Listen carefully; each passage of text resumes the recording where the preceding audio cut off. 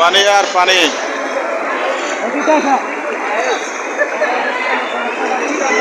আমরা আছি পানির ভিতরে। তোমার তো কোনো লাইন দেয় না। না, আমার বাসায় গাড়িটা পানি হয়ে আছে বন্ধ হয় না, ইচ্ছা করবেন।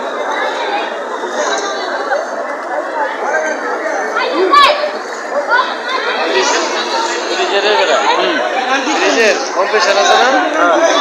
কম্প্রেসার পানিগুলো তো সমস্যা না। গেছে। না তো এখন তুমি তো ইটার ভিতরে প্লাস্টিকের যে ইট আছে না, এর ভিতরে থাকবে, এটার ভিতরে নামবো।